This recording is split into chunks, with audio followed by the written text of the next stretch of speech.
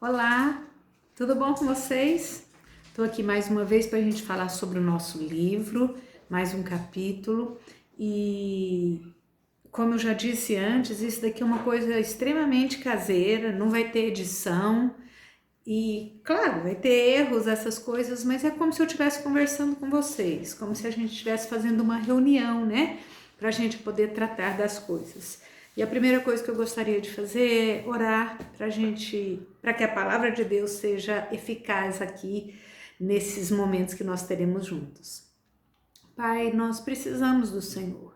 Eu principalmente preciso do Senhor para poder transmitir para cada um que irá ouvir esse estudo a tua palavra de maneira eficaz, de maneira que venha fazer diferença na nossa vida. Que o Senhor me ensine em primeiro lugar e que o Senhor abra os ouvidos e o coração de cada um para que nós possamos crescer na tua palavra e crescer como servos. Em nome de Jesus, amém.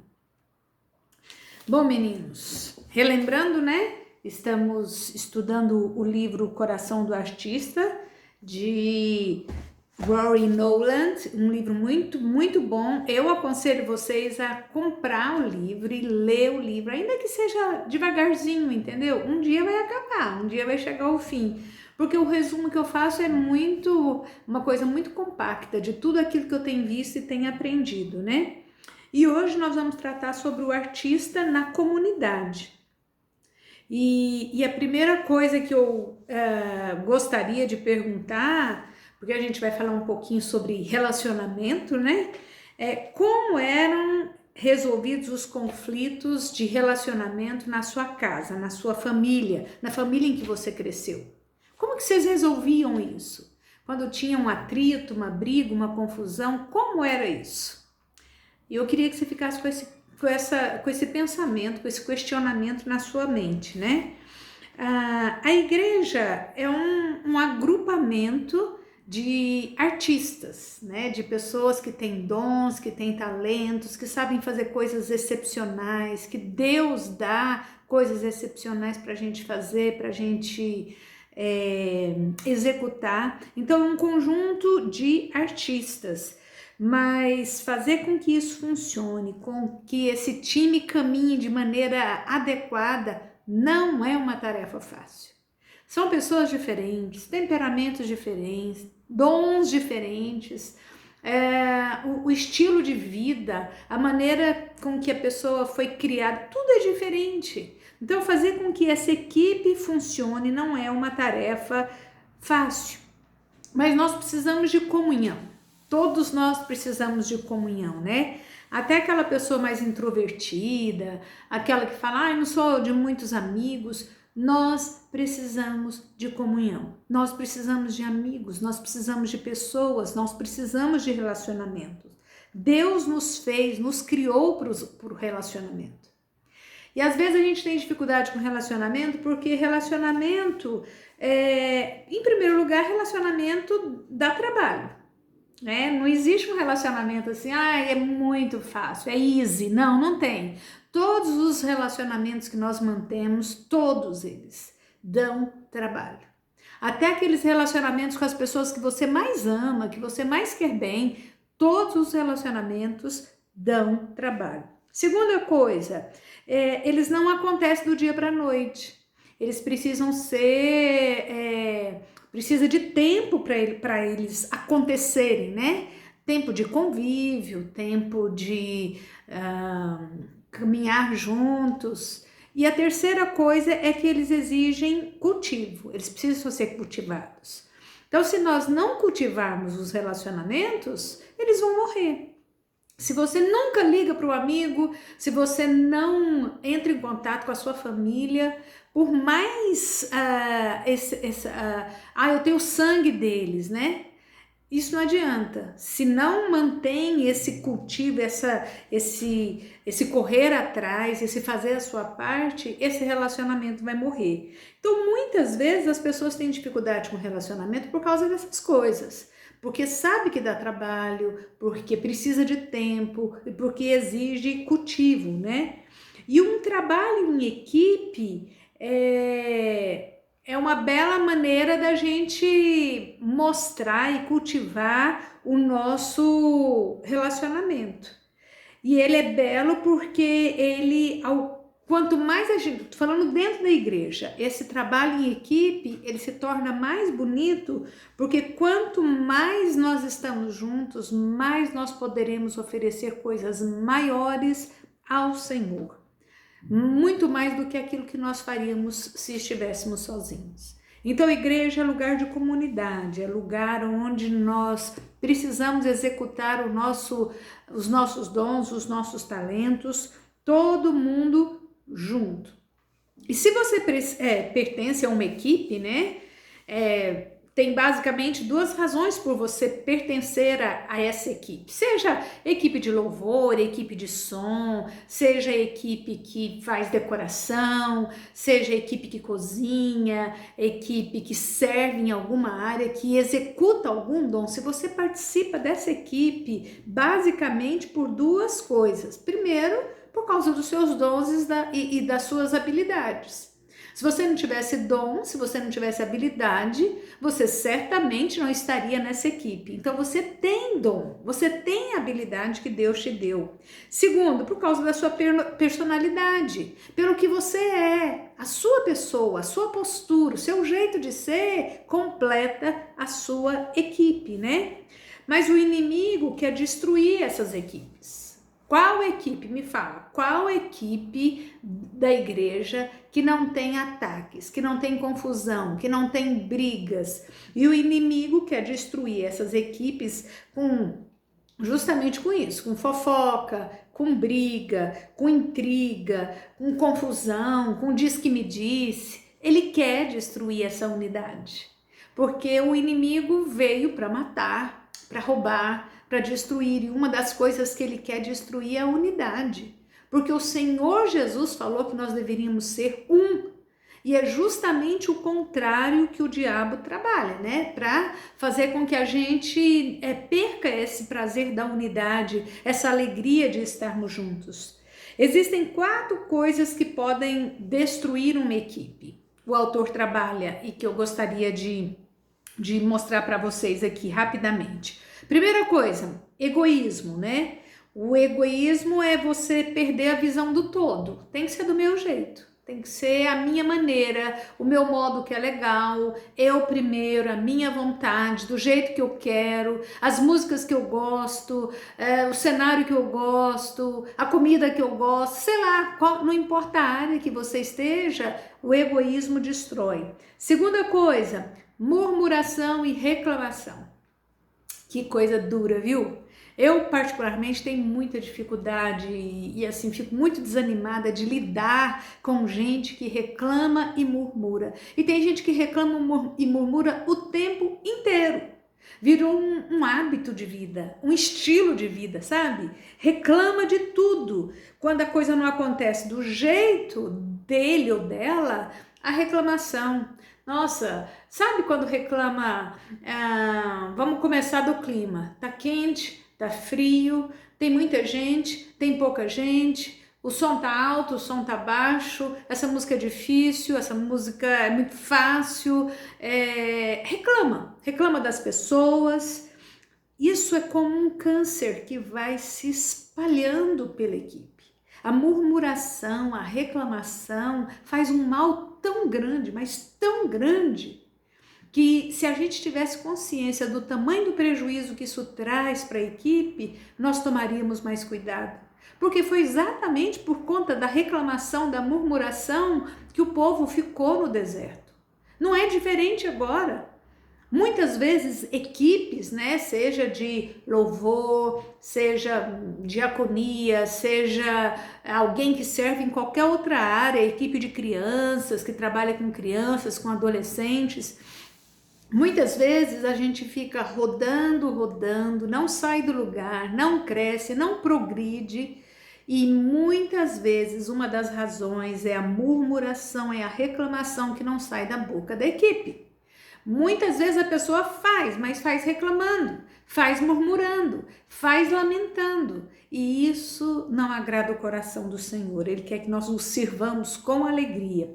Terceira coisa, espírito competitivo, né? Eu preciso aprender a cooperar e não a competir. Não, o meu tem que ser melhor. O que eu faço tem que ter destaque. Esse espírito competitivo destrói qualquer equipe. E conflitos não resolvidos. Claro, se tem briga, se tem confusão, se tem conflito, vai perder a unidade. A unidade é vital para Deus. Nós temos que aprender a resolver conflitos, queridos. Nós precisamos aprender a resolver isso, né? Nós precisa haver uma intenção, uma vontade de resolver problemas. E nós vamos falar um pouquinho daqui a pouco sobre isso. Antes a gente vai falar sobre o significado de fazer parte de uma equipe. São alguns tópicos que mostram assim, o sentido de você fazer parte de uma equipe. Primeiro, estar comprometido com uma causa. Se você faz parte de uma equipe, você está comprometido com aquela causa. Não, eu faço parte da equipe do bazar, eu estou comprometido com aquela causa. Segunda coisa, o significado de fazer parte de uma equipe é estar comprometido com solução de conflitos. Claro, onde tem gente, vai ter conflitos. Onde tem gente, vai ter problemas, vai ter diferença de pensamento. Eu sempre digo, na sua casa, que são 3, 4 pessoas, vocês não têm diferença de pensamentos? Vocês não têm conflitos? Imagina, numa equipe, numa igreja, é lógico, seria inocência pensar que não vai ter conflito. Vai existir conflito, mas o que a gente precisa aprender a resolver para a gente alcançar essa unidade que Deus espera, nós precisamos abrir mão do nosso ego e considerar os outros. Lembra na última palestra que a gente falou? Considerar os outros mais importantes, e nós precisamos buscar resolver esses conflitos. Porque a nossa unidade muitas vezes dá um testemunho muito maior do que aquilo que nós cantamos, do que aquilo que nós pregamos, do que aquilo que nós tocamos. Você pode tocar super bem, você pode cantar super bem, você pode pintar, escrever, cozinhar, você pode administrar, você pode servir super bem. Mas se isso não é feito com unidade, o seu testemunho enfraquece. Agora, quando a gente faz com unidade, com o coração assim, de fato, pronto para estar vivendo ali em equipe, isso tem um poder diferente. Talvez a música nem seja lá essas coisas, né? O solo nem seja tão maravilhoso, o coral nem seja tão esplêndido, mas a unidade que há entre eles faz diferença e passa uma mensagem muito mais profunda. Mas como a gente falou, onde tem gente tem conflito, nós precisamos aprender a resolver nossos conflitos conforme o Senhor nos ensina lá em Mateus 18, né? Em primeiro lugar, a gente precisa conversar com a pessoa. Gente, eu sei que isso não é fácil, né? Mas isso reflete maturidade.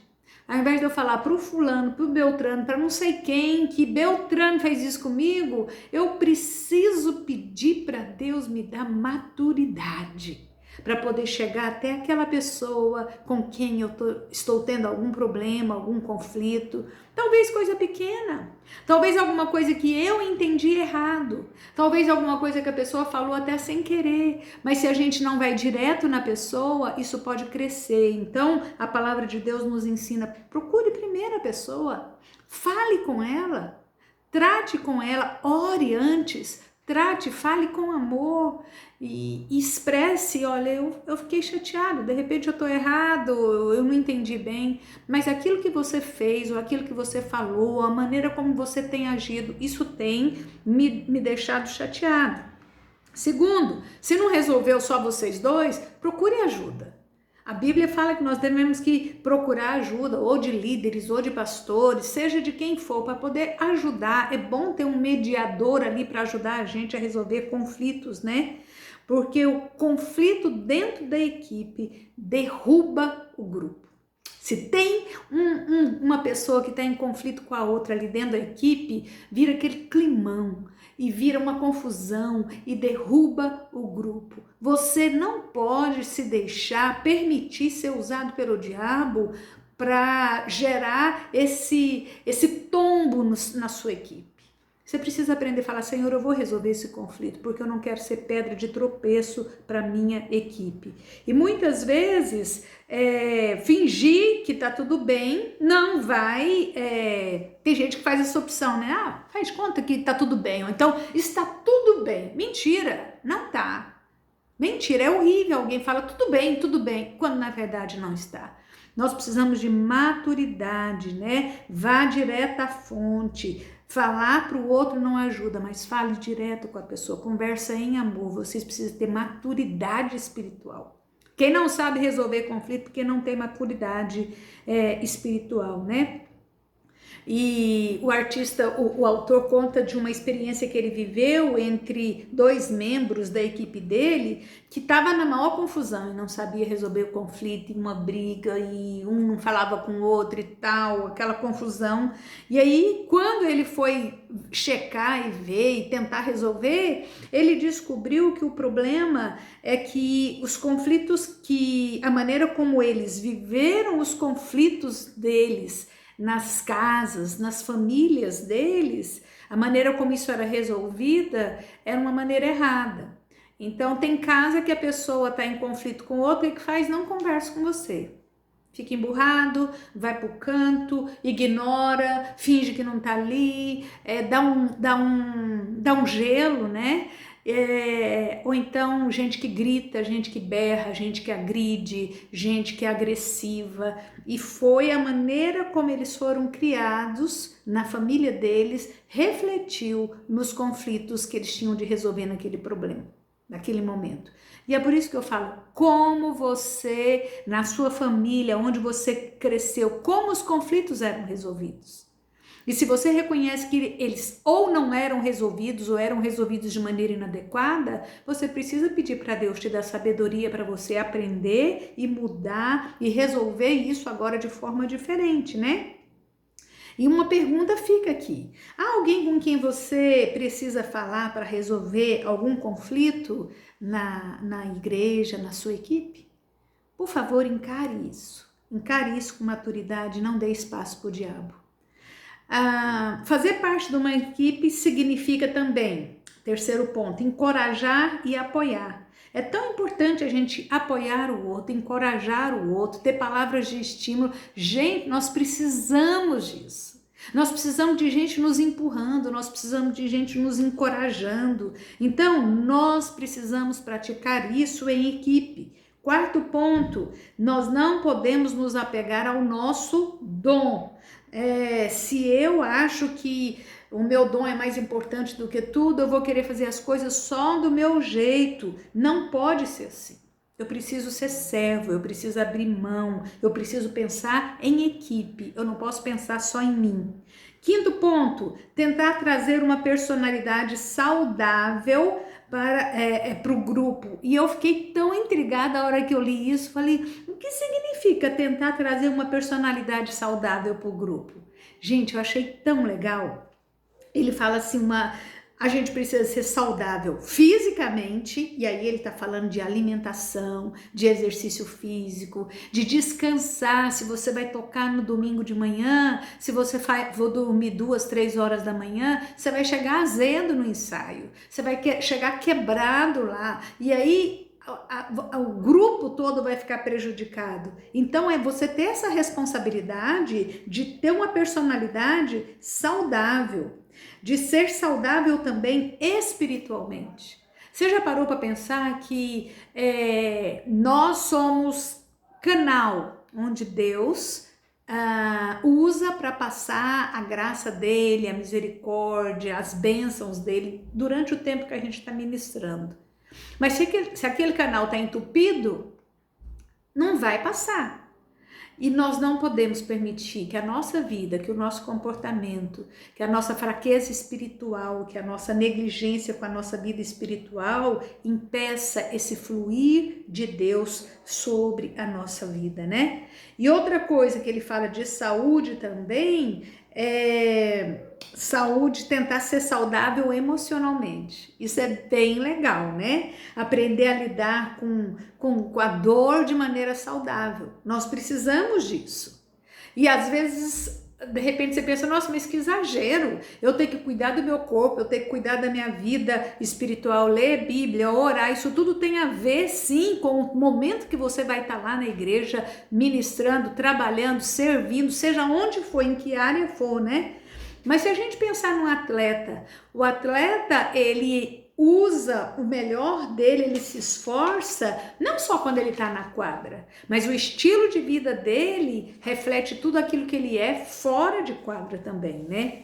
E pessoas saudáveis, física, emocional, espiritualmente, elas lidam melhor com perdas, lidam melhor com decepções, com frustrações, com fracasso, elas reclamam menos, elas são menos competitivas, né? Ela tem uma personalidade saudável, isso contribui para a equipe. Você precisa ter uma personalidade saudável. Você precisa olhar qual a área da sua vida que você é mais suscetível e fala, eu preciso trabalhar isso, Senhor. De repente, ser muito, qualquer coisinha você perde a estribeira, muito sensível à crítica, isso tudo precisa ser trabalhado. Sexto ponto, o membro de uma equipe não se importa com quem vai ganhar a honra e a glória. Não precisa elogiar ele. O elogio, a honra, a glória é para a equipe. Ele não está preocupado em aparecer. Sétimo ponto, ele traz todos os seus dons espirituais para o grupo. Vamos supor que a pessoa ele toca violino. E ele não somente toca violino, mas quando ele vai para o ensaio, ele não está ali só para praticar, mas ele está ali também para derramar bênçãos sobre a vida de outras pessoas. É oportunidade para ele usar outros dons. Deus não te deu só um dom. Outros dons, como o dom da edificação, o dom do encorajamento, o dom da ajuda, o dom do serviço, isso tudo você pode usar durante o tempo do ensaio, o tempo em que vocês estão treinando, que nós estamos treinando, né? Oitavo ponto, fazer parte de uma equipe não existe assim, não existe aquele papel que é mais importante ou menos importante. Equipe vê o seu papel como valioso, não importa quão pequeno ele seja. Isso é equipe. A gente não pode desprezar quem faz menos. A gente não pode menosprezar o trabalho de outras pessoas. E ele tem uma frase que eu gostaria de ler que eu achei tão interessante. Na igreja não há papel que não seja importante e não há trabalho que seja trivial. Repetindo, na igreja não há papel que não seja importante. Tudo que você faz, tudo que as pessoas fazem é importante. E não há trabalho que seja trivial. Não tem nada que é comum. Tudo é valioso, é precioso aos olhos de Deus. Nono ponto, submeta-se à autoridade, né? Eu sei que não é fácil ficar se submetendo a líder. Liderança é difícil, né? Mas que você não seja um espinho para o seu líder, que você não seja um peso para o seu líder, que você não seja um desgaste para o seu líder. Quando ele pede para você, por exemplo, mudar o tom de alguma música, ou montar um equipamento, ou quando ele reclama de algum atraso, de alguma maneira que você está se vestindo que não é adequada, ou de repente você não está cumprindo o que está lá no regulamento que um dia você assinou. Então, não seja espinho, mas seja bênção para o seu líder. E por fim, o ponto 10, não perder a sua autonomia, a sua identidade artística.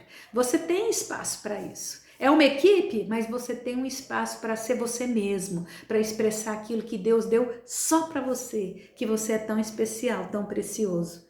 E eu gosto da maneira como ele termina esse capítulo. Ele conta a história lá que está em Êxodo, uns capítulos que ninguém gosta de ler na Bíblia, né? Começa lá em Êxodo 35, quando Deus fala da construção do tabernáculo, e ele começa desde as ofertas, aí ele fala como é que ele quer a arca, ele chama os artistas, cada artista para fazer, fala das cortinas, fala das tábuas, fala do propiciatório, da mesa, do candelabro. Gente, é tanta coisa que o povo fala, ai, não aguento mais. Já tem muita gente que pula isso daqui quando tá lendo. Por arte, por arte. Mas o que é mais legal, a hora que chega lá no capítulo 40, no versículo 34, que eles terminam tudo aquilo, o que eu acho muito interessante, quando tudo estava pronto, o versículo 34 fala assim: então a nuvem cobriu a tenda da congregação e a glória do Senhor encheu o tabernáculo. Que coisa espetacular! Quando tudo estava pronto, uma nuvem representando a glória, a majestade de Deus repousou sobre aquele lugar, sobre aquilo que eles tinham feito. Como eu fico pensando, como é que aqueles artistas se sentiram quando eles viram aquilo? Como eles se sentiram? Quando eles viram Deus aprovando o que eles tinham feito com tanto trabalho, né? Eles trabalharam juntos para conquistar algo muito grande para o Senhor, para o Senhor. A glória de Deus brilhou através daquilo que eles fizeram e esse deve ser o nosso objetivo. Ver a glória de Deus brilhar, não para nos exaltarmos, mas através daquilo que nós fazemos. Eles fizeram juntos aquilo que nenhum deles faria sozinho e Deus abençoou. Nós precisamos ter unidade, queridos. Nós precisamos viver em comunhão. Nós precisamos ter maturidade para resolver nossos problemas. Nós precisamos oferecer nossos dons e talentos ao Senhor e saber que juntos nós somos muito melhores do que sozinhos. Vamos pedir isso para o Senhor? Pai, nós pedimos unidade. Nós pedimos que o Senhor esteja quebrando toda a barreira que há de relacionamento. Somos diferentes, claro que somos, temos comportamentos tão diversos uns dos outros, mas nós pedimos que o Senhor esteja nos dando unidade. Unidade na equipe em que cada pessoa participa, seja qual equipe for, que o Senhor esteja dando submissão, dando amizade, dando espírito de perdão e principalmente sabedoria para resolver conflitos. Pai, dê maturidade para o teu povo. Existem pessoas, ó Pai, que estão há anos na igreja, conhecem a tua palavra e não sabem resolver conflitos. Nos ajude a receber críticas sem perdermos a vontade de te servir. Nos ajude, ó Pai, a caminharmos em direção daquelas pessoas que muitas vezes têm nos ferido e tentar resolver os problemas e as diferenças. Pai, nos abençoe, porque aquilo que nós queremos oferecer ao Senhor, nós queremos oferecer e ver o Senhor se agradando do nosso trabalho. De nada adianta nós fazermos o melhor para o Senhor, se a glória do Senhor não estiver no nosso meio. Nós queremos a glória do Senhor, nós queremos a aprovação do Senhor. Nós queremos ver o Senhor se alegrando com aquilo que nós fazemos, com aquilo que nós oferecemos. E nós pedimos que haja unidade no nosso meio.